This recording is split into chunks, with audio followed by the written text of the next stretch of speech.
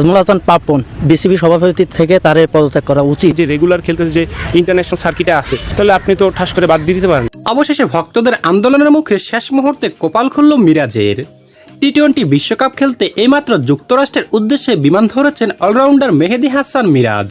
বিস্তারিত জানতে না টেনে সম্পূর্ণ ভিডিওটি দেখুন। দর্শক, বাংলার ক্রিকেটে সাকিব আল হাসানের পর ভক্ত সমর্থকেরা যার উপর সবচেয়ে বেশি ভরসা করে তিনি হলেন অলরাউন্ডার মেহেদী হাসান মিরাজ, যিনি একটা সময় বাংলাদেশ দলের 3 ফরম্যাটের জন্যই অটো চয়েস হিসেবে ছিলেন। এমনকি গত 4 বছরে অনুষ্ঠিত হওয়া সবগুলি টুর্নামেন্টে দেশের হয়ে প্রতিনিধিত্ব করেছেন মেহেদী হাসান মিরাজ।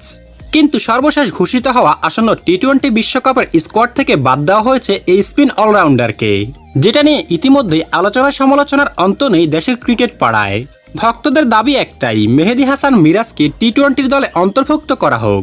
কেননা অফ ফর্মে থাকা লিটন দাস যদি টি-20 বিশ্বকাপের দলে জায়গা পেতে পারে, তবে কেন মিরাজ নয়?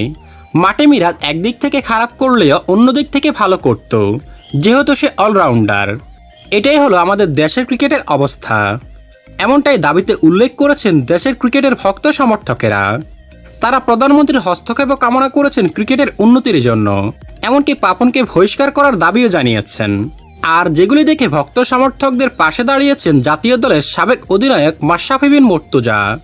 এমনকি পাপনকে অনুরোধও করেছেন ম্যাচ মিরাজকে টি-20 দলে অন্তর্ভুক্ত করাতে। তো দর্শক বন্ধুরা, আপনি কি চান মেহেদী হাসান মিরাজ টি-20 বিশ্বকাপে খেলতে যাক?